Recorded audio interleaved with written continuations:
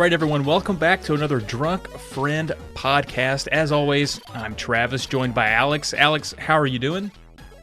I'm doing A-okay. How are you? Doing great, and it's finally a podcast that you and I are both on from the very start. I think it's back to its roots today. Yeah, imagine that. It's been a while. What are you drinking anything at the moment? I am, in fact, actually drinking a New Belgium Voodoo Ranger IPA. It's awesome. Actually, I like the art style on there too. There's like a guy wearing like a ranger hat, and he's a skeleton. It's pretty sweet. Oh, dang. That's hardcore. Yeah, Yeah. I've got my usual arrogant bastard ale from Stone. There you go. Somewhat, I'm getting kind of sick of it, to be honest with you. But You've only been drinking it for 10 weeks. yeah. We wanted to, right off the bat, read this awesome email from Michelle that we got. I'll just dive right into it. She says, "Hey, drunk friends. First off, I want to say I love the show and look forward to new uploads each week. Weirdly enough, I find it really relaxing listening to the show while on my run. Nothing like some good 90s wrestling talk to get you motivated. Yay. Anywho, I wanted to write and show my appreciation for your podcast and both your YouTube channels. As Pearl lovingly put it in the last episode, as one of the 5% female audience, to be honest, it's probably more like 3%. I really appreciated the female perspective the podcast has shown. It's really refreshing how much support you guys have shown without throwing it in our faces. I now subscribe to both Daria and Pam's channels, and I would totally subscribe to Pearl if she had a channel. I really enjoyed the Final Fantasy VII remake chat in the most recent episode. I love how she referred to herself as a casual and can totally relate to her funny stories. If you ever get stuck again, definitely bring her back, at least when she finishes Final Fantasy VII Remake. I want to hear her thoughts on the ending. My only suggestion is to keep up with starting the podcast with the question, what are you drinking? That's why I asked you that. The first few episodes you guys asked the guests and mentioned what you guys were currently drinking. Even if there isn't alcohol involved, I think it's a good consistent intro into the podcast. That's a good idea. Weirdly enough, I really enjoy hearing what people's drink of choice is. I used to be in the alcohol industry, specifically wine and liquor, and just like to hear what people are drinking. It's something interesting to relate to with the hosts and guests. That's it. Keep up the good work, fellas, and keep up that thick skin with the negative comments. You guys kick ass. Cheers, Michelle. And I have Pearl here sitting to my left. She's waving, and she I can see. Wait, no, I can't. She just wants to. She's got some choice words about this email. Hi, and first of all, that was just. It means a lot. Sometimes people don't realize when you send a simple email saying, "Hey, I like what you're doing." It means 1,000 times more than any kind of negative comment that's practically an essay. So first of all, I think Alex has a wonderful audience. So thank you all so much for supporting him. This channel means a lot to him. And thanks for mentioning me. I love being mentioned in the positive light. I like compliments.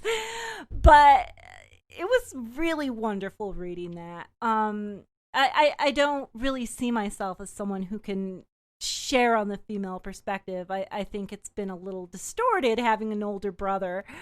But when people do show appreciation, I really take it to heart, and I really do love your commentary. Michelle, well, I just bought a bottle of yellow chartreuse. That is, she would know. Way too expensive. No. It's made from monks in France in some kind of monastery where they hold the only recipe. It's absolutely wonderful, and I'm not sure if I should drink it straight or if I should make it with a whiskey drink, but something will happen with it. Ooh. Yeah, what do you mix that with? Like Maker's Mark or something like that? I don't know. I need some more research. It cost enough, so I need to do some more research on that. But thank you so much. Thank you for listening. Final Fantasy VII was a complete obsession for me. I think I mentioned that on the podcast. So someone who's actually able to give me a platform to nerd out on it is just Oh, if you would have told 12-year-old me, I would have lost my mind. I cannot be ashamed of video games. People really do play these things. Thank you for the email, Michelle. It was really nice. We really appreciate it. It was very unexpected. That's for dang sure. Yeah. Yeah, I am incredibly happy that, he has that 3% female audience. Between 3 and 5. I'll say that. That's really great. Thank you so much, Michelle, for your email. I really do. I loved every word of it. Thank you so much. Likewise, Michelle. Yes, thank you for your kind email. And if anyone, again, wants to email us kind words, let's see if you can top Michelle. That's drunkfriendpodcast@gmail.com. We're always looking for more and more connections with the audience. I think that's what this is all about. Yes. And that brings me to a big point from an email that I got. Now, it wasn't, I would say it's not as touching as Michelle's email, but it certainly impacted my life, and that's because this Twin Eagle mystery, Alex, is busted wide open. Dang. I got spreadsheets out on the floor. I've got yarn with connecting with push pins. I'm smoking 3 packs of cigarettes. I mean, it's insane. I think we're onto something here, and this was from... Drink some coffee and relax. I need to. I'm like the Mad TV guy that just has the eyeballs falling out of his head. He's just always hyped up on coffee. But no, this came from Danny, and I might try to convert this into a video, although it would be a first for my channel. So I don't know if I want to go into conspiracy theory just yet on my channel. But Danny sent an email that was like, "Hey, good job on the podcast. I'm a longtime listener, first time writer." And basically, I'll boil it down here. He did some sleuthing into this thing, and he tracked where this entry on Twin Eagle came from. And to catch everyone back up, basically there was an entry on the Twin Eagle Wikipedia page, and Alex does it too. We sometimes go to Wikipedia to get some information about the games that we're reviewing. It's sort of a nice central location for a lot of good information, and certainly that's a resource that I use. And on there, it said that there was a famous mistranslation. If you got a game over, that said the player is abortion or something like that. I can't remember verbatim, but it's something ridiculous like that. And I tried and tried and tried. I looked for every different version, iteration, and just could not find that. And then he basically found that there might have been a troll on Wikipedia circa 2008. From Colorado, like it's really specific, and he's found a few other entries that person has changed, including some for some other games. So like I think there was one for Base Wars, which is another NES game where he said something like if you do a certain thing, then a guy with blonde hair wearing like neo-Nazi regalia or something would come out and do something. So that one's like very unbelievable. As soon as you read it, you know that's made up. Yeah, he's talking about the ultimate upgrade, which would convert the player into a tall blonde human with powerful abilities. The controversial upgrade was removed in most editions of the game after it was disclosed that one of the developers had ties to shadowy neo-Nazi groups. Right. Like that's pretty ridiculous. Like on its face, right there. Exactly. And had I seen that one, I would have been like, okay, that's not true. But this Twin Eagle one just seemed believable enough. We've all seen mistranslations that are just a little weird, and that seemed like perfect. And so he's found that this guy had gone through and made a few edits on Wikipedia and had compiled them. And I just think it's really interesting. And so thank you, Danny. This is exactly the reason I put that out there and was like, if anybody can help solve this, please do. This was actually kind of what I expected the answer to be. So I'm actually a little disappointed that it's not a real mistranslation.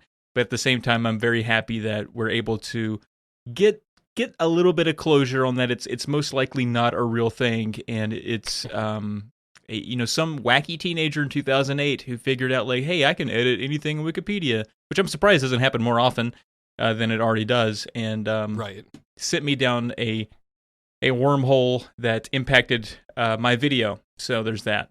12 years later, in fact. So. Wonder if we'll ever find that kid and, make him watch that video and have him listen to this podcast. Maybe he'll become a fan. Maybe. He'll be like, hey, man, I was the guy. Maybe we could have him on as a guest. As a guest. Yeah. What were you thinking that night in November of 2008? So what are you drinking? What have you? What are you doing? Oh, we gotta have Stas drunk to interrogate him. That's right. What other Wikipedia pages have you vandalized over the years? Yeah, exactly. No, that's. I just think that's cool. I like hearing from people. Do we want to hit a couple other emails real quick? What do we got? We have. Oh, you mean on our sheet here? Yeah, I can read this one. Okay. So we got an email from Jono. Hey guys, absolutely loving the podcast. Great to have some quality chat to listen to on my Saturday morning.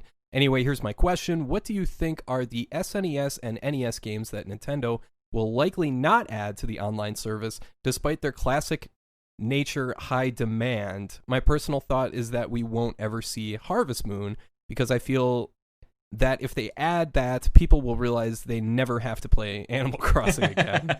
Have a great day. Yeah, I think I don't think Harvest Moon will ever get added because there's so many other versions of Harvest Moon now. And I think is that a Natsume game? I think you're right. Yeah.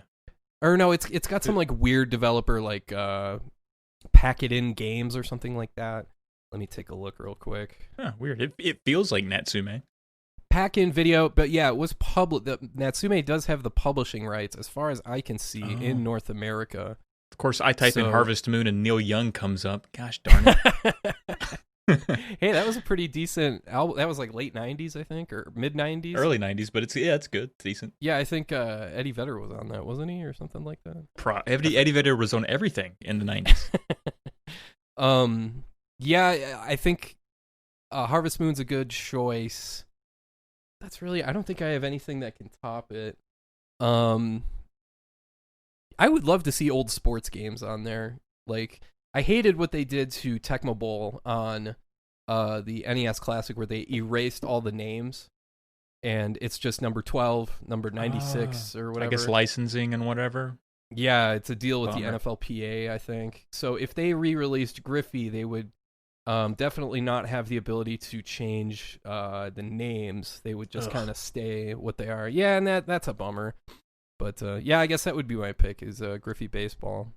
I'm speaking completely ignorantly because I don't really, while I enjoy my Switch especially, I don't really pay attention to what comes on the online services just because I have most of them on my shelves. But I do know that Konami has their anniversary collections that are on the Switch, and it's looking like they just kind of still want money out of those. So I wouldn't expect to see many of their classics on there, especially given how out of touch Konami is. Like, I don't know if it's already been on there or not, but I wouldn't expect to see like Turtles or anything. I think they have a Contra anniversary collection and a Castlevania anniversary collection. So, unless you buy those collections, I wouldn't expect to see those there. But what do I know? I don't know. Definitely not Ninja Turtles. Yeah, I guess those are tough to come by.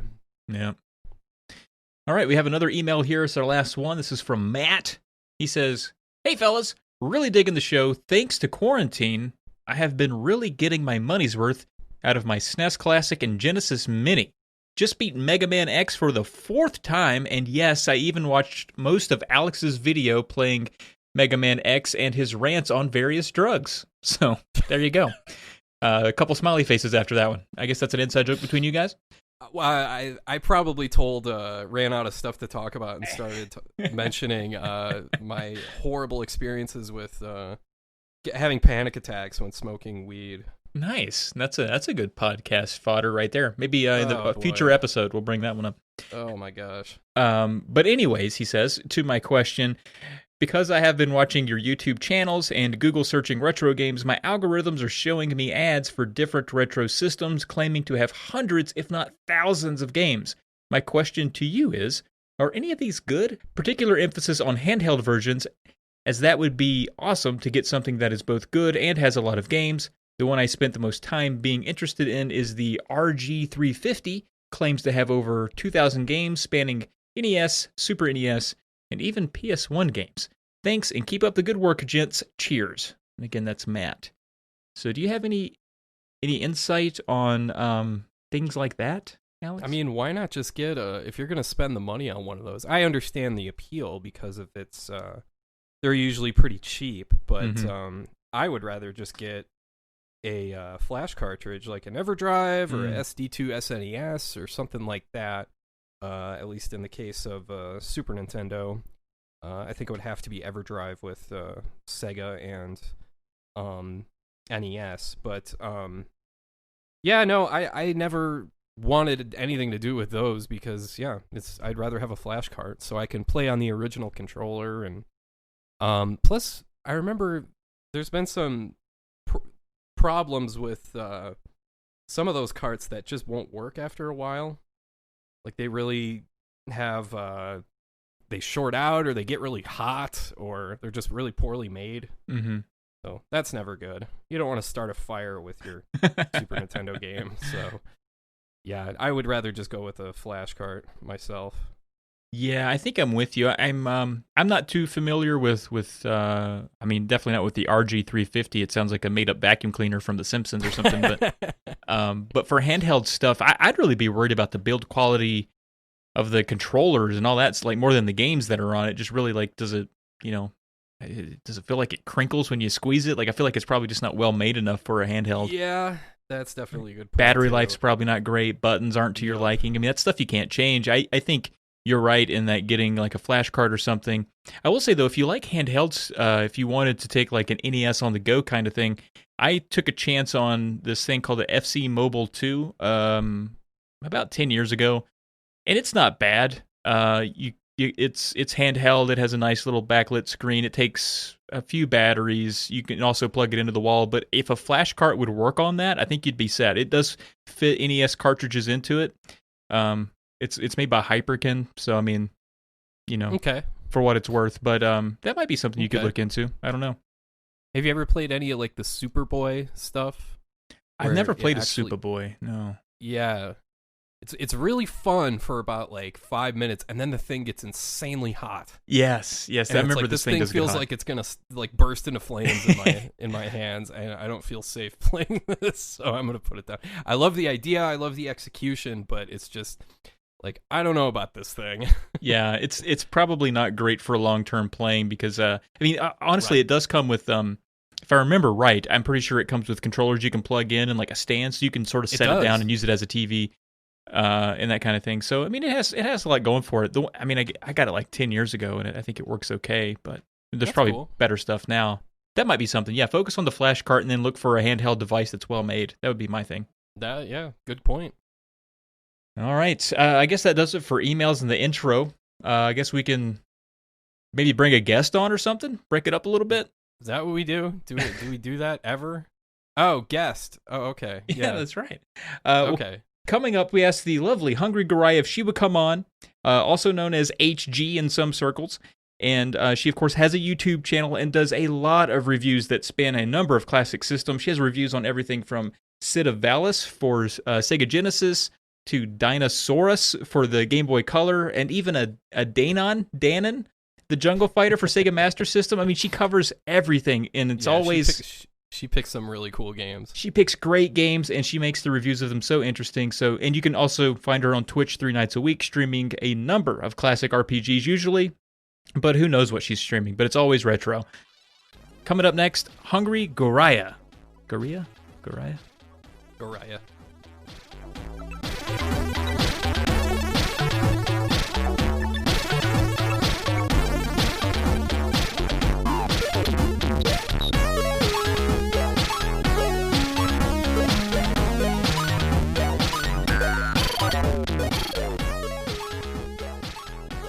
Okay, so HG, off the bat, I have to ask, were you developed in a biolab with combined DNA of Bob Ross, Mr. Rogers, and Cortana from Halo?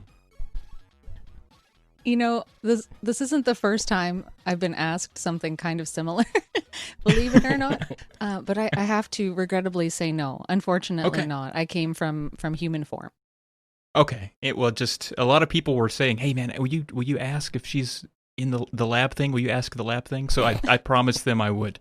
So now that that's out there, it's all cleared up. You are in fact of human form. I think that's comforting to a lot of us because the first thing people always notice and comment about with you is, of course, your smooth, tranquil voice. And so I mean, it makes sense. You don't show your face. The only piece of what we get in any of your videos or your Twitch streams is that voice. Do people comment on it in person as much as they do online? You know, it's funny you ask because very recently, since everything has kind of gone online for work and stuff, and we've been having meetings online, I've been using my stream or my recording setup for Zoom meetings and whatever, and still with no webcam because I'm like, no, thank you. I'd like to be in my pajamas, please. And it's just such a funny thing because I had somebody say to me immediately, like, hang on, stop talking. What microphone do you use? What's going on with you? And why do you sound like that? And it was so disturbing. Like, I've seen these people face to face at work for about a decade now and never really said too much. But then all of a sudden this, I think it's honestly the audio equipment. I don't know. But yeah, it was kind of a funny thing, a turn of events I was not expecting from a bunch of coworkers, but there it was. Well, yeah, so I mean, funny. your setup is like top tier because I still watch your King's Quest V Let's Play, which is funny because that's such a weird game on NES. It's so enjoyably goofy, but I just like having it on every once in a while, and it's part of like my rotation, like in the morning, and you know, just to kind of like relax and all that sort of stuff. So yeah, you're definitely the Bob Ross of the retro gaming community. That's very kind of you. I really appreciate that. That's very sweet. I don't know if you have the same hair as him though, but you definitely have like the voice down for sure. Aw, well, thank you.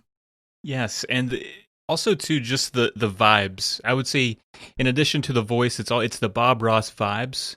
In that, you know, watching your stream, which I tune into a lot, and a lot of the games that you play, I become very flustered with games. It doesn't take me long. I have no patience. Like I'm immediately red faced and sweating. And whenever you encounter, you know, whether it's in the game or maybe, you know, somebody in chat is asking like a weird question or maybe trying to backseat game a little too much, you're so cool about how you deal with everything. So I think, you know, jokingly, the Bob Ross connections are made for a lot of reasons, and hopefully you're cool with that. In that people just think you're just this cool, smooth talking, smooth vibing Twitch streamer because, I mean, it's worked for you. You're very popular, I think, because of those things. I would agree with you, you know, and when I find new people coming in, like when you get rated or hosted, I feel like a first impression is super important. And for my stream, there's not very much to go on. I have some game capture and I have a voice, and that's about it. So I think, like, I'm not any different online than I feel like I am in real life. Like, it's not a ruse. It's not anything that I have to force or push for. It's just very natural for me to be polite. Like, if someone comes to my house, I would greet them in the same way with the same types of, you know, kind of feeling, and try to produce that level of comfort for someone face to face just as much as I would online. So I think there's a bit of a real aspect to me, and that sounds kind of conceited to say maybe in some form, but I feel like there's a lot of people online that really have to personify themselves in a different way, that it's not really them. But yeah. Exactly. That's a good transition to what I was going to bring up, which is, I think, at least from my perspective, I get so burnt out on like that kind of those kinds of videos you're talking about. You know, some people do them better than others, but there is just an oversaturation of like comedic lots of jump cut edits, lots of like loud screaming, like, oh, I'm gonna be angry at this game makes me so mad, and I'm gonna yell a bunch of insults, and just a bunch of like angry video game nerd clones, and most of them aren't very funny. You're like the polar opposite of that. So what you're saying is that that's not by design, that's just who you are. Exactly. And like, I don't really rouse to anger playing a game, right? And that's something that's kind of come across in a live stream. I'm sure people that have watched my live streams kind of blink 5,000 times in a moment saying, when's the explosion coming? When's she going to throw the controller? When is she going to freak out? And it doesn't overwhelm me. I'm the type of person where if a game is getting on my nerves, I put it down and I walk away from it, or I switch to something else. And I find a lot of people just don't do that, or maybe they feel like, oh, if I react, maybe people will like it, right? And for me, I get really uncomfortable when people are screaming or yelling like that. To say I love the Angry Video Game Nerd. I've watched his videos since 2009, pretty much almost daily, just because they're so familiar to me now. There's a comforting part of it to that, but with that sort of thing, for me, it just doesn't make sense to get mad, and I'm very good at knowing my limits, especially online, and that, like, as small as I am all over the internet, there's still an image that I kind of want to maintain, and I don't want to just throw all that out one day because I freak out at something like dying too many times in Super Mario Brothers. Yeah. So it's easy enough for me, at least, to justify keeping my cool and having a decently monitored temper. That is called emotional maturity, ladies and gentlemen. That is what that is referred to as. I strive for it every day, and in watching watching your streams, I tried streaming a couple times, and I'm not the best gamer, but I certainly, everyone kind of likes to be entertaining and sort of have an audience to do that, and in the times that I've tried it and I've become flustered, I do find that I am a bit of a character in that I get really all shucksy because I'm trying to cover up that urge to just turn red and walk out, and I'm just like, oh gosh darn, man, I wish I'd have done better there. And like, that's not anything I would do by myself. So I guess for the better, my character changes when I'm on camera, at least. So that's good.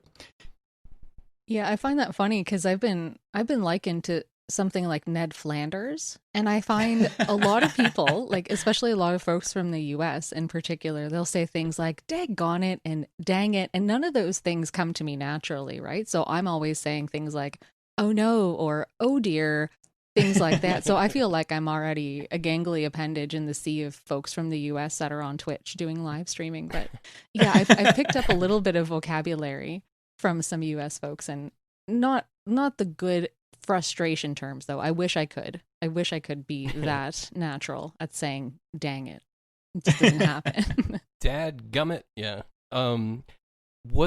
I do have to ask though, what is the maddest you've ever gotten at a game? Was there like any kind of instance where like it's just a bad game and it's poor design, and or clearly it sounds like you don't like blame your own skill or anything like that, but has there ever been an instance where it's just like, what is wrong with this game? Why would they do this? Like, I'm just wondering, like, have you ever rage quit in a game? I think it's happened to me in a live stream one time, and it was when I was playing Illusion of Gaia, of all things. Yeah, because I was already feeling really frustrated with how corny some of the things in that game were, and also just like how crazy the plot was. And I remember I got to the town, and I don't want to spoil anything for anyone that hasn't played Illusion of Gaia, but I got to this one town where the game just changes its mind on how it's going to do things. And it was something stupid, like I needed an item. And so I naturally went around to every townsperson and talked to them trying to find this item. But the game decided to randomly insert it into my inventory without telling me. So the thing was, I had it all along. I must have spent about an hour walking around, and I was so frustrated. And I said, you know what, folks? I'm going to switch to the Lost Levels. And they're like, are you kidding me? I said, no, this game, I can laugh at myself, and it's funny, and I can die a lot, and it'll be great. And people are like, you're crazy. I said, that's great. Let's do that. So I just popped that into the SNES, and off we went. And that was pretty much the only time I put it down and didn't come back to it for a while and got angry. Another experience was just Phantasy Star 2. That game in its wholeness. Well, that game in general will test anybody's patience. Yeah, and I guess like for me, finishing that game was more of a testament to the dedication of my viewership, because they were kind of hanging on to my playthrough. They're like, God, we would never finish this. It's up to you now. You shall be the vessel through which we experience this game. And so that's how that went. I ended up having to finish it for them more so than for myself. And then I was just angry with the ending, and I have a whole 16-minute rant about that on the internet. If you can call it a rant, right? You can't really sense any difference in the tone of my voice at times. I would call it an analysis. Yeah, it was an impassioned analysis. Yeah. So, I mean, for me, I'm quite content to just switch to something else, but those two times in particular, holy smokes, I was just done. I said, I'd rather be playing something else, and that doesn't happen too often. I can usually see the silver lining in most games. Illusion of Gaia's got a lot of really goofy stuff where it's got long cutscenes, long for Super Nintendo, long cutscenes, and you just have no idea what anybody's talking about or what's going on. Like, I wish it feels like I'm back in the womb, and then suddenly they're in an airplane, and that kid wets himself, and it's just like, what is this? What's happening? Exactly. And there's the guy that sets his own hair on fire. There's suicidal pigs. It's an incredibly strange game. I don't blame you for just being like, you know what? Nope, I'm done. Yeah, and I think a big part of my disappointment with that was really just having it hyped up so much. And that's kind of an issue I've run into in my, like, coming to games in my adult life, right? I haven't played a lot of things. Now experiencing these for the first time, and suddenly I have my expectations that have just been launched skyward, and then they always come crashing down with certain games. And Illusion of Gaia was definitely that one where I was convinced this has to be good. So many people love this. And then I was like, this is the stupidest game I've ever played. And people still want to fight with me on the internet about this. And it's just so silly. And I'll say, that's fine. You can have your game. Did you play it as an adult? Because if you just played it as a kid, you need to play it again and actually see what the hell is happening in this game. Because it's just crazy. There's child slavery, there's vampires. I mean, it just doesn't end. It's like they wrote down a bunch of random ideas and tossed them in a hat and just picked them out. Like, okay, now it's time for the pig to kill himself. now it's time for, the guy to set himself on fire. It's very, very, very strange. Have you played Soul Blazer by any chance? It's the one that came before. Not yet. Illusion So of I Gaia. have that one and Terranigma on my list to play, but they have not quite arrived in my line of things to play next just yet. Sure. Yeah. All I can say is that Soul Blazer is way better, in my opinion. I love Soul Blazer. It's one of my favorites. Yeah, it's way more straightforward. And it's not near, it's still kind of weird, but it has a different vibe to it. Whereas Illusion of Gaia is all over the place. Soul Blazer's a little dark. And it's consistent, I guess, is what I'll say, without spoiling anything. Yeah, I'm looking forward to it for sure. Right on. Yeah, actually, after you brought up a good point, after playing Illusion of Gaia, really after playing a lot of those drawn-out RPGs with long stories and story filler, after the game is over, I'll go to the Wikipedia page and read about the plot to make sure that, like, did I get any of that? Did I understand any of that? And then I remember for Illusion of Gaia, I was like, I don't remember any of this happening. And I was like, did I play the right game? And I had to go down and look at the label. I'm like, Illusion of Gaia. Yeah, that's what it says. And so you're right. It was so confusing that Wikipedia had a hard time putting it together in 2 paragraphs. Yeah, I don't envy the person that had to write the story summary to that. Probably just made it up. Yeah, they're probably just Who knows? grab bag a bunch of words.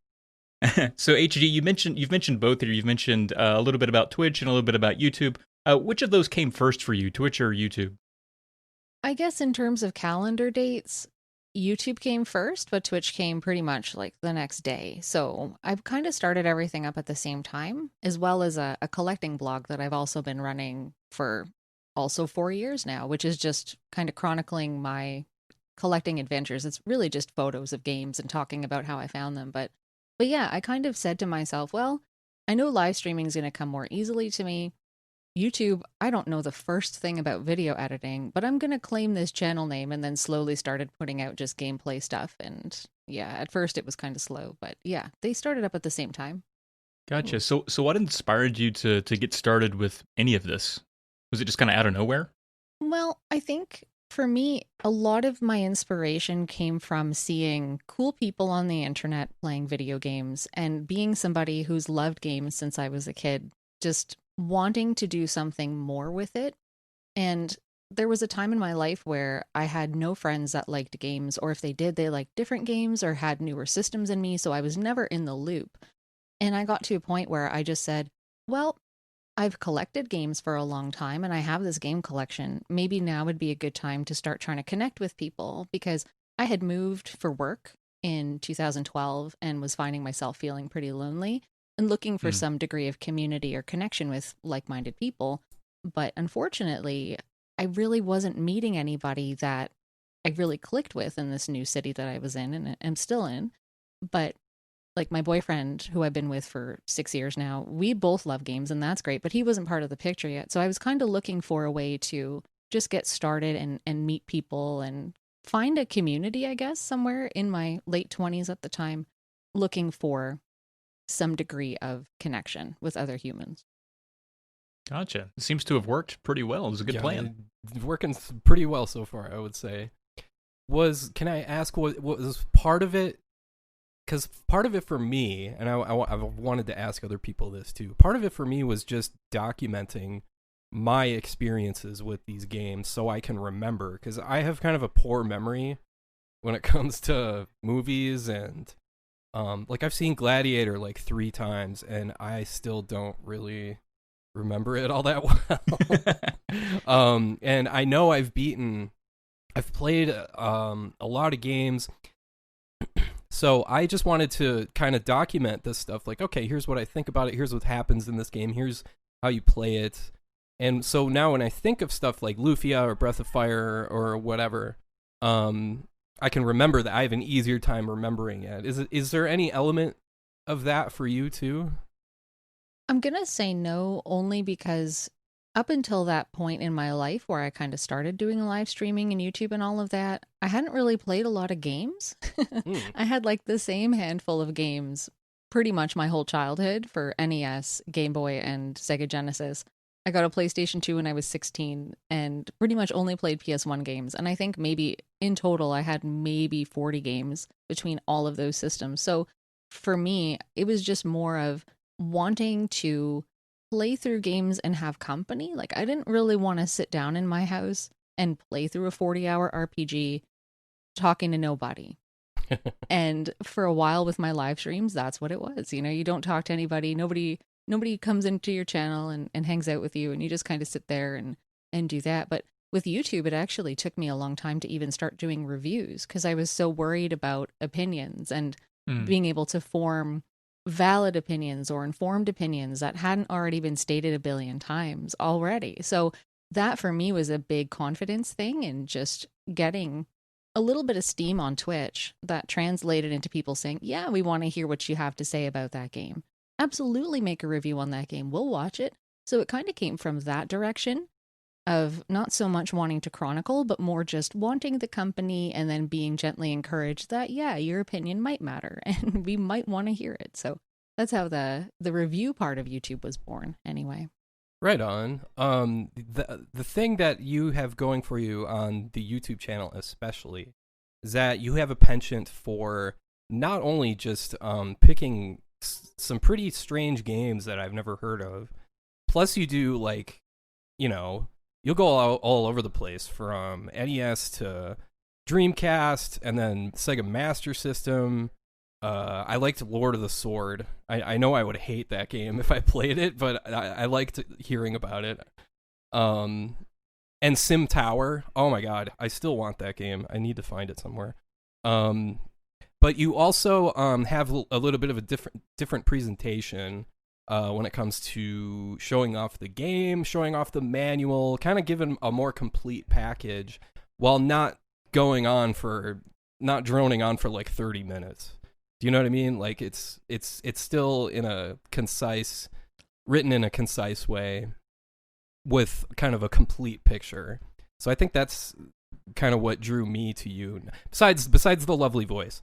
But I really do like that you give the game like a complete picture with the manual and what's the back of the box say, etc., that sort of thing. So did that kind of come like naturally to you? Like, well, why wouldn't somebody want to see this? I have it, so.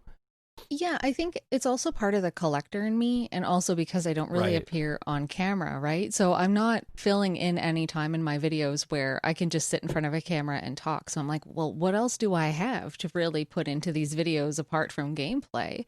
And so the box and the manual stuff, for me as somebody who's now in their 30s coming to these games for the first time, I need those resources. Like, I've stayed unspoiled on so many games, right? And so I'm always looking for manuals and any little vestige of information that's going to save my butt taking this game to a live stream and having to play it in front of people and not looking like an idiot. So I try to do my research before I get started. And when I write my scripts and things, I'm always thinking about those tidbits like, oh, what did I read in the manual about the controls? Was there anything weird? What does the back of the box say?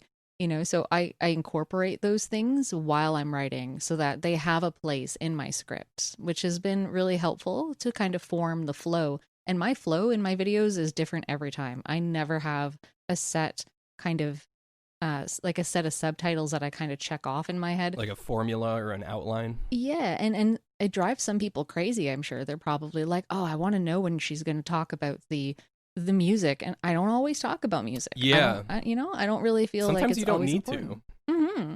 And so I guess it's just kind of all over the place for me when I'm writing. And up until the moment when I see the finished product, I'm always thinking, this sucks. Like, it's not going to come together well. Everything is terrible. What am I doing? Why am I working on this? No one's going to want to watch this. And then when it's all finished, I'm like, yeah, maybe we'll see. It might do okay. And then it does okay. And then I say, okay, good enough. Yeah, that's usually how it goes for me too. If I end up on a game that I think, like, man, no one's going to click to watch this video, I'm like, well, better be funny, because no one's going to come watch a review of Orb 3D unless it's just solid for 100 other reasons besides it being on Orb 3D. Which, by the way, turns out what is that? Pretty bad game, I would say. Very tedious. Not recommended. But hey, there you go. HG, over the last year or so since I've really, become familiar with you and sort of discovered you, it seems like your Twitch channel or your audience has grown at least double. And maybe I'm making that up, but is that true? And if it has grown that much over the last little bit, what would you attribute that to? Well, I would say you're right. And it has actually felt a little crazy. And that's just because, like, I've been on Twitch for about 4 years. So before Twitch had analytics, before Twitch had affiliate status that you could sign up for and all that. So that was all before that. And getting to a point where I actually had 10 people in my channel took at least a year. Like, regularly having 10 people sit in there with me to talk to me. And then all of a sudden, it just started to really pick up. And I don't know kind of what happened. Like, I started meeting a few different people that had bigger channels and maybe networking accidentally in so many ways through meeting people that knew other people, which is probably how I've also ended up here, which is crazy. But it's just like one of those things where it just kind of snowballs after a while. You're up to, let's see, looks like 2.3 thousand subscribers on Twitch right now. That's pretty crazy. Yeah, followers. If I had subscribers of that number, I'd be rolling in cash, but alas. Yeah, it's a bit of a different vocabulary there. I don't want to give anyone the impression I'm doing this for a living, because there's no way you could make a living. But yeah, like, it's just kind of crazy. Like, the last maybe 6 months or so especially, it's just really, really picked up in a way that I can't quite explain, but I'm very happy and very grateful that people have waltzed on in there and found something there that makes them want to stick around. Yeah, I think the networking thing is huge, and really a lot of it's just grassroots stuff, like your friends telling your friends telling friends. Like Musty Hobbit, he was on the show a couple weeks ago. He was the one that showed me to you, and he basically just sent me a message in our chat that we have open pretty constantly. And he was just like, "Hey, check this out." And I normally don't click on every link he gives if I might be busy or something, but I took a chance on that one, and I was like, wow, this is pretty cool. And I don't remember what game you were playing, but it was a game that I was always curious about, and I just hung around. I was like, man, her voice is something else. And she's really good at the game, too. So it's like, it just kind of mounted, and I was like, oh, the community seems friendly. And let me scroll down here. Oh, it looks like she's played a lot of games I've been really interested in. So, and at that point, I was just kind of hooked. So you never really know what brings a person in. And I always think that about anything, whether it be Alex's channel or your Twitch streams or my stuff. It's like, what is it that gets a person to stick around and keep coming back? And I'm sure it's different for everybody, but I always want to know, like, so, why are you hanging out? What about this was interesting? Maybe I can highlight that or make that a stronger point. So you never really know. I think on Twitch, a lot of it comes from just raids and hosts, honestly, like just having people think of you when they're finished a stream and sending their viewership over to you or sharing their community with you. Like, that's a really big part of how I've met so many new people.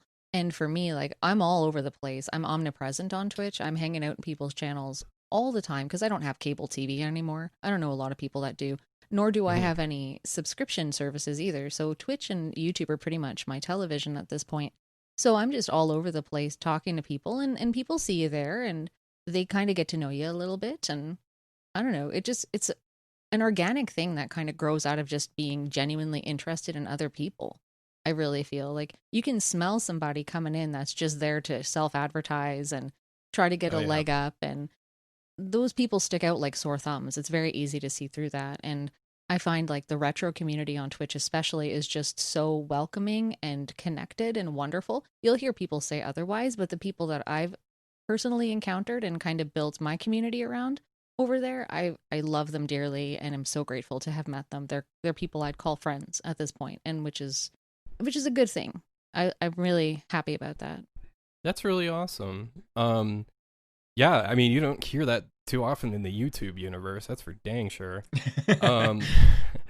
I think a big part of it, from what I can see, just speaking my opinion, looking at your Twitch page, is the games you pick. It looks like you're going through Phantasy Star 4 at the moment. And yeah, a lot of people like me have grown up with, maybe we didn't have Sega Genesis growing up, or we don't have any exposure to that game. So let's watch. And what I really like personally, just my opinion, is that there's none of that like annoying Twitch, I guess you'd call it like an interface that shows like a chat thing and, all on the screen. It's very bare bones. It's just the game. And it's like, you know what? Good. Because that's all I want to see is the game. Yeah, and I've kind of had my own feelings around it. Like, a lot of people put a ton of work into their streams, and there's some people that do it really well, like making borders and backgrounds and integrating chat and alerts and stuff like that. And I don't know, I've always just wanted the focus to be on the game. And like you kind of hit the nail. I feel the same way, yeah. Yeah, and that's kind of what streaming's about for me. Like, I don't really talk about myself a lot on stream. We just talk about the game, right? And that's kind of always been my goal, is to keep the focus there. And it's great. You don't have a webcam. Nobody's saying anything mean to you. You can just play the game. People might make fun of how you're playing the game or try to backseat you or whatever, but at the end of the day, it's all about the game, mostly, until you get the people coming in saying, oh, your voice is so nice, which I get all the time, which is totally fine, and I'm so flattered, but holy smokes, yeah. So yeah, you said you recently just celebrated 4 years, so congratulations on that, on Twitch. What is something you realize now about streaming that you wish you could go back and tell 4 years ago you?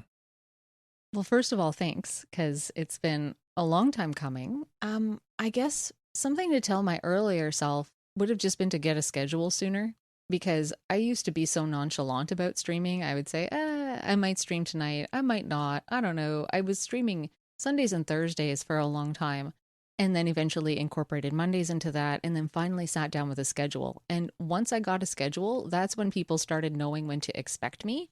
I would be there every week at those times, and that's when people could show up. And I feel like that might have contributed to maybe growing a little bit, at least initially, just people knowing when they could find you.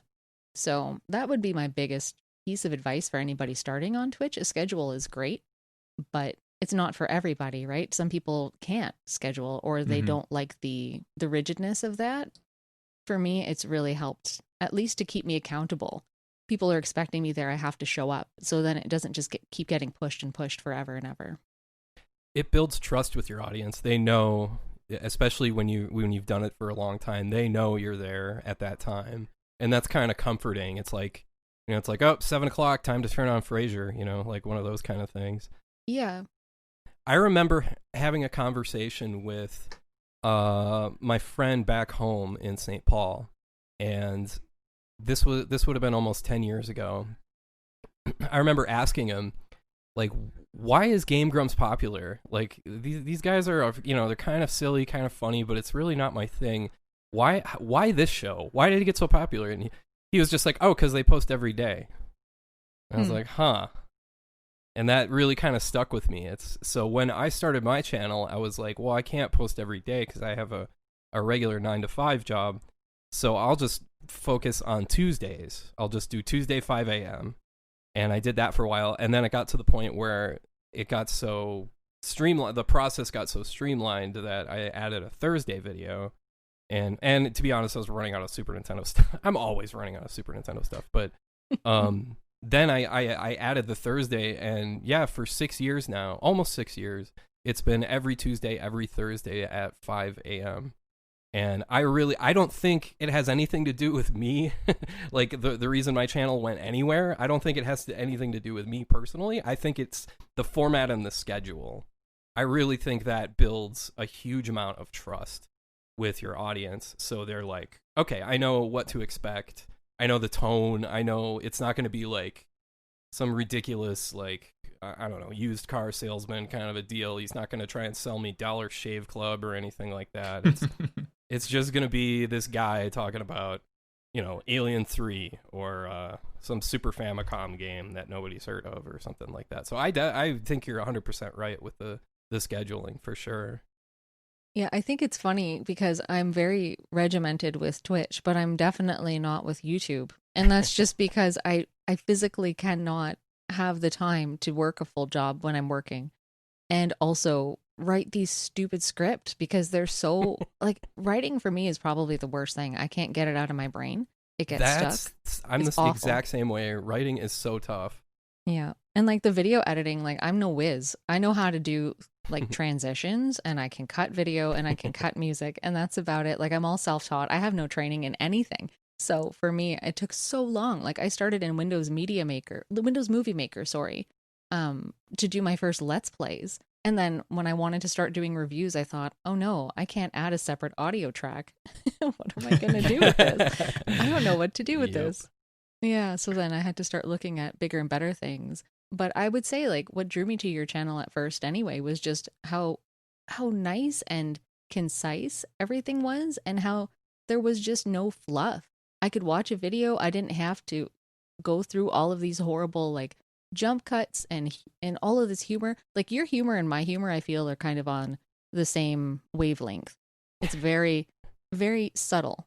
And well, that's nice to hear. And I have a theory behind that. It's because I was born and raised in Minnesota for my first 32 years of my life. So I've been called an honorary Canadian in the past by somebody who I used to know many years ago. So I think that might be a little bit a part of it. But yeah, thank you for saying that. That's very nice. Can you guys hear Fraser screaming back there? I can't hear Fraser. Okay, all right.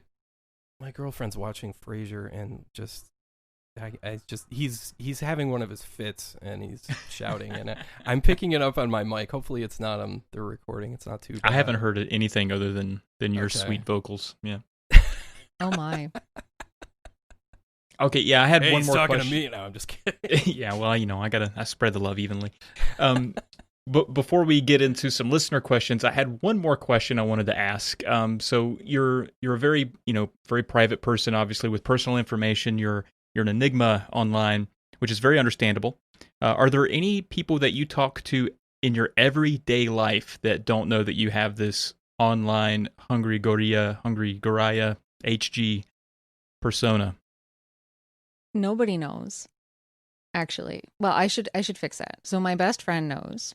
And my boyfriend knows because he helped me with all of my audio setup, but I haven't really told anybody in my day-to-day about it. So, which is kind of funny because I don't know, I'm a pretty shy person and I feel like making this kind of content is kind of putting yourself out there. Mm-hmm. I'm also super paranoid about somebody slipping up and saying my actual name or asking me a personal question that could have waited until it's not on the internet and just having everything kind of blown wide open. So I don't know. I just don't feel the need to really talk about it, which is strange because it takes up so much of my time. So people will say, well, what did you do this weekend? And I'll be like, nothing. So they just think you're a serial killer. Right? That's too funny. I can relate to that so well. It's ridiculous. Nobody at my workplace where I work now, I've only worked there since summer 2017, but nobody there knows what I do.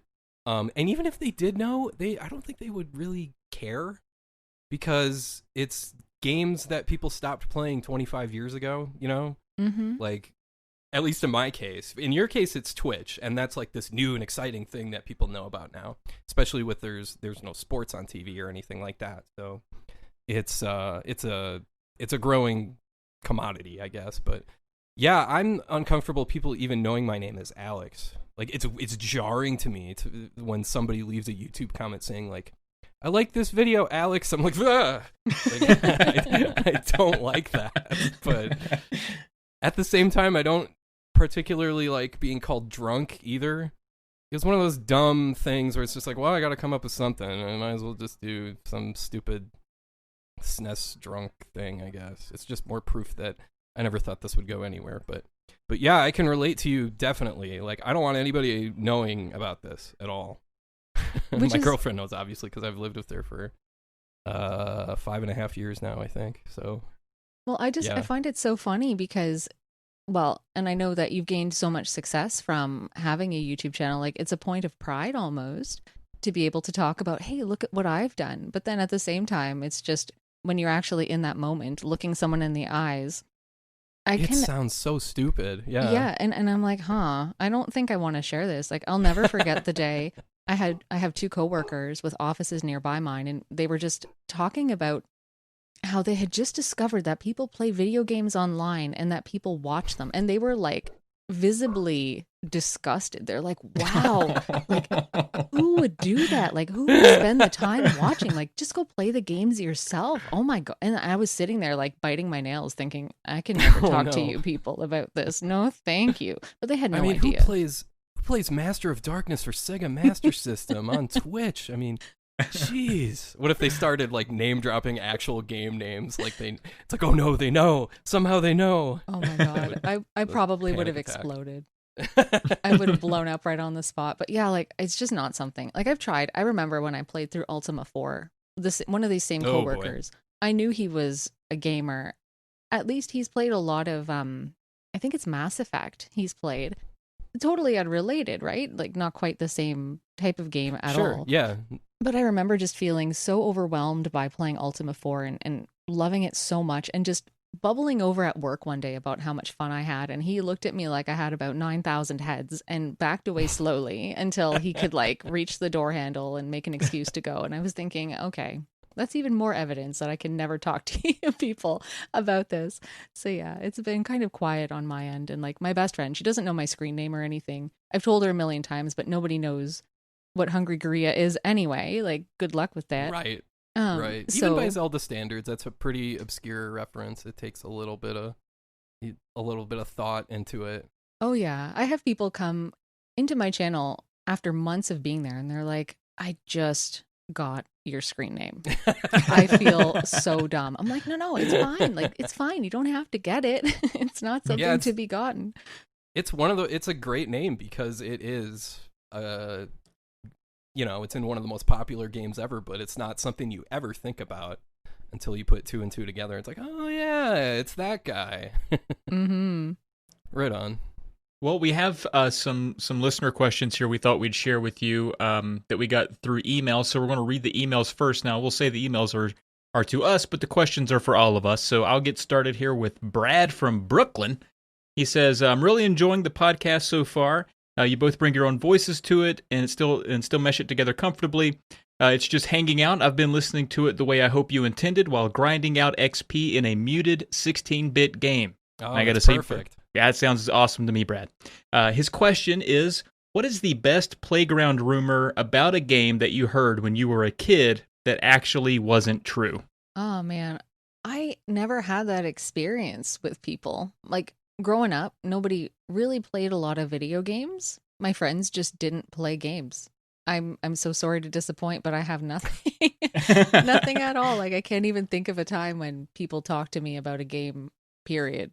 Is there anything you hear now that is like a ridiculous myth that you get miffed by or anything like that? Just that Phantasy Star 2 would be good and how sad I was. That's about it, though. Let's debunk that myth right now. Yeah, Phantasy Star 2, stay away. Well, go ahead, Trev. So mine to be... So, like, I was 13, I think, when I first played Tomb Raider. And oh no! if you think about that long enough, you'll realize that like the Yeah. age of a bunch of boys in Tomb Raider, and there was some myth that there was a code. And wow, we tried, and I'm actually today thankful it didn't exist. But that was the one that I think about a lot because I remember there was like 8 of us at a dude's house one time, just hitting every button you could on a PlayStation. Nothing was working out, so it's a good funny memory about a code that did not exist, thankfully. Yeah, Don't you miss the 90s? I mean, God. I do. I don't remember. It was some kid just he had heard this from his. It's always a weird uncle involved somewhere. But anyway, my cousin's dentist works at I don't know. Yeah. Well, the one kid was like, "No, I've seen it. No, I've seen it." Like he was that kid that just completely lied and made us believe it was real. Yeah. Yeah. 4 hours later, not real. 4 hours. Oh my! You must have been really interested in getting that to work. Yeah, I think the next year we got the internet, so after that we were pretty good. But prior to that, no. I think the one that made me the most angry, and I'll never forget this kid's name. I won't say it on here. I'll just give his initials as DB, which is appropriate because he was a douchebag. But Wow. This kid was your classic, like, just BSer. He's gonna just make stuff up to bring attention to himself, and he was really annoying about it. I don't remember what the specific rumor was, but it was about Final Fantasy VI, and I wish I could remember it. It wasn't the General Leo thing; it was something else. But he had the whole backstory of my dad's friend works at SquareSoft, and he knows that if you enter in this code at this time, this will happen. And sure enough, we all did that, and we made sure to rent it and put it. It's like, nope. Nothing, doesn't work. And it's like, I thought your dad worked at, or your dad's friend worked at SquareSoft. He does. It's like, yeah, but we did what you said and it didn't work. What's the deal? There was that one, and then there was you can play as Darth Vader in Super Empire Strikes Back. That one I really wanted to be true, but it was not. Haven't you debunked some big myths in a video in the past? You've done that a couple times, yeah? That's the Super Nintendo myths and I try and throw in some true things in there too, just to throw people off. Like the slot machine in Star Fox, which is incredibly weird and trippy, but it's a real thing. But yeah, there's plenty of that stuff. Like, especially the one that bothers me is Hagane being a Blockbuster exclusive, and there's no proof of that anywhere ever. It's just something somebody said on the internet, on YouTube, like back in 2009. And it's like, why did you say that? And there's nothing here. So yeah, I think there's 3 of those videos. I'm actually working on a 4th one of one of those. Oh, cool. So, nice. Yep. All right. We'll move on to the next question then. This one's from 2D Wizard, who emailed us with that name. Usually that's just a comment from YouTube, but this guy's email is 2D Wizard. He says, "Hello, Drunk Friends. Love your podcast and respective YouTube channels. Just finished listening to episode 9. That was, of course, with Caleb J. Ross and Musty Hobbit, and heard the latter mention getting beer from Decorah, Iowa. I happen to be an alumni from the college of that little town, Luther College. It's a beautiful place to visit. That got me thinking about my weekends spent during my college years. If I wasn't doing homework or swimming for the competitive team, I was playing video games. I'll never forget my first playthrough of Terra Nigma, as it helped me cope with being far from home with roommates who didn't share any of my interests. What games did you play in college? Did any of them help get you through some tough times?" I think with me for university, I kind of signed off games for a while, and it was more because I kept saying to myself, well, if I'm going to be doing something, I should be doing schoolwork. I'm paying to be here. But I can still recall the exam periods coming up and getting so overwhelmed with studying, writing my exams. And then as soon as they were done, I would just spend about 2 weeks in my pajamas and play Final Fantasy 12, which was out at the time when I was still just finishing up my undergrad. And I remember just getting lost in that. And it wasn't really like a hard time for me, but just getting back to something that I loved doing, which was gaming. Once in a while through university was just really helpful to help to refresh my mindset going into a new semester every time. So yeah, it was mostly Final Fantasy 12 and I think Final Fantasy 9 as well, which I had tried to finish. Have you thought about streaming any of those more recent games? So the most recent one that I think I've played was Elemental Gimmick Gear, and I haven't played anything more recent than that. And I don't know if I would have a lot of traction from people. I think they come to my channel more just for the retro stuff. I have a lot more excitement over 8 and 16-bit generation stuff. Like when I streamed Elemental Gimmick Gear, I think people also hated the game. That was part of the problem. But yeah, there weren't as many people in there cheering me on as usual. But I don't know, maybe at some point I could bust some newer stuff out. But my interest is still really digging through the older stuff at this point. Sure, yeah. Yeah, I remember you played a few of the Katamari games. I think they're a little newer. That was fun. For me, I think... So I guess technically... I was in college until last week for like 17 years, so that's a lot of games. But if I focus on just when I was like in a dorm and away from home for the first time, I can relegate it to those first few. I definitely emulated a lot of games for the first time because that was my first time with high-speed internet. So I went from, I grew up in the very rural part of America that didn't have great internet. It's like, 8K dial-up. Like we had to pedal outside on a bike to get the internet to come in the house. And then suddenly, a hamster, and then suddenly, boom, it was like all the internet. So I downloaded everything I could onto my 6 gigabyte hard drive compact Presario back then. And I remember emulating just a ton of stuff. It was when I first got into just, it was the first time I could get anything I truly wanted and missed out on. So I don't remember any specific games, but I remember that being like sort of the key that unlocked me to what all games were out there, because at that point I had no idea how many Super Nintendo games or NES games there were. It was also during the heart of the PS2 era, and I remember my roommate and I playing just a ton of NCAA college football, like hundreds of hours of that between classes and after class. So yeah, those no one game to get me through, but certainly a lot of good gaming memories from college.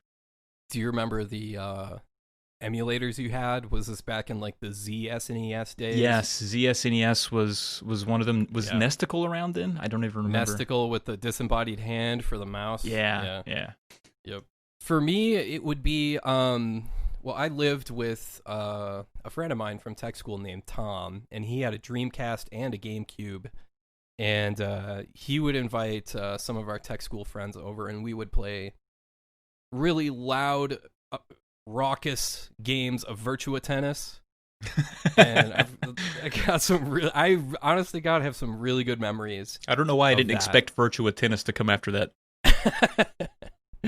Because it would be me and my friend Nate against my roommate Tom and his friend Brett, and me and Nate were getting the crap kicked out of us, and we were yelling at each other, and we'd been drinking, so we were taking this really seriously, and then all of a sudden, we just weren't like in sync. And then all of a sudden we won a point, a long point. It was like freaking 20, 25 volleys back and forth.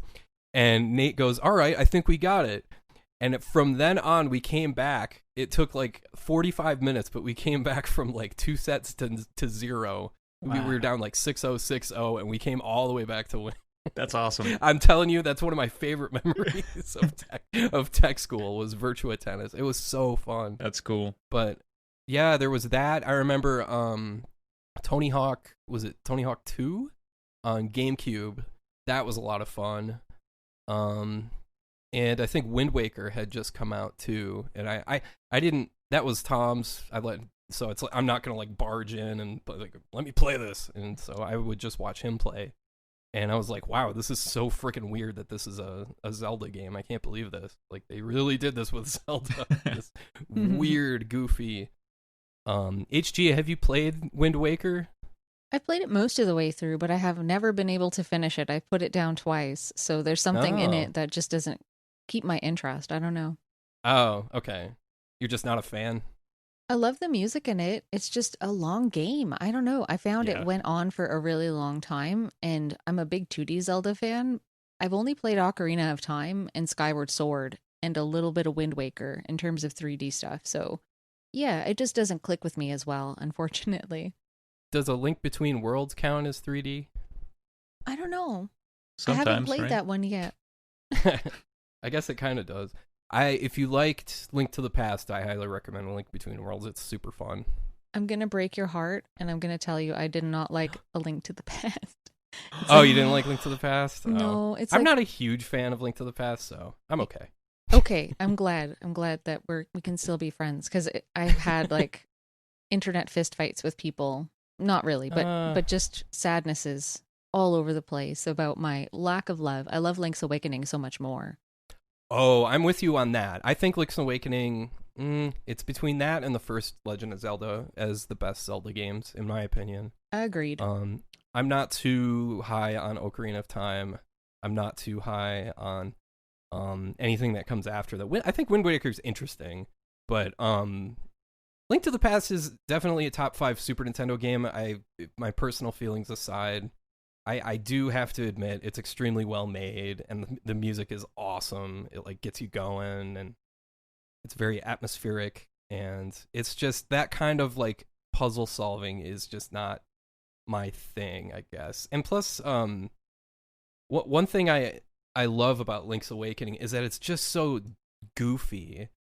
Like, you have all these quests to go get, like, what is it? You get a can of dog food for an alligator? Yeah, and then there's a Something like that. pineapple and a stick. Yeah, there's a whole bunch of big trade quests in that one. There's a big trading sequence in there, and it just cracks me up because it's the most random stuff. It's like a can of dog food. What? It starts with the flowers, I think, for the woman in the village, and then you go to the beach and get a can of. It's so weird. I really like that game a lot. Nice. Yeah, the OG is also my favorite. So if we're all in agreement here, we can just move on. The OG is the best. Okay, great. Does that round out this here interview? This here interview, yes, it does. I believe it does. All right. Well, HG, thank you so much for joining us and gracing our podcast with your angelic vibes and voice. It's been awesome, and it's great to learn a little bit more about you. It's been relaxing. It's been so relaxing. I'm sitting here like I've been sitting here like just like mellowing out. I'm just I'm in a good mood now. I'm so glad, and I really appreciate the opportunity to come on. And if you ever want to just chat, I'm always around. You know where to find me. That's for sure. Right on. Mm-hmm. Where do we find you, in case people don't know? Oh, well, I stream on Twitch on Sundays, Mondays, and Thursday evenings right now, starting around 7:30 Eastern Standard, of course, when we go back to that terrible daylight savings time. And I'm also on YouTube. And I don't know if you want me to say links out loud or not, but I'll leave it at that, I guess. We can do that. That's it. Those are the only places. My list is very short. At least you're consistent. You're at Hungry Goriya. That's Goriya on everything, which is nice. I should have done that. I'm at 10 different names in 10 different places, so it's very simple for people to find you, I think, if they want to search you on Twitter, Twitch, and YouTube especially. So, okay, well, thanks to everyone that emailed in a question. We really appreciate that. Keep those coming. That's been another Drunk Friend podcast. You can go to polykill.com to find more podcasts like this one. And once again, reach out to us at drunkfriendpodcast@gmail.com. If you'd simply like to help out the show, remember to rate and review us wherever you listen. We're on Twitter as well. I'm at Trav Plays Games. Alex is, of course, at SNES Drunk. And as we said, you can find Hungry Goriya on YouTube at Hungry Goriya, Twitter, Twitch, Hungry Goriya. Also, we want to give a shout out to Coolor, as usual, for the great podcast music he provided us. The song you heard is called Electric Star Bounce, and you can find a link to more of his music on the Buzzsprout podcast page. All right, be sure to catch us all on YouTube or Twitch, and thanks for listening. And we hope you have a great rest of your day.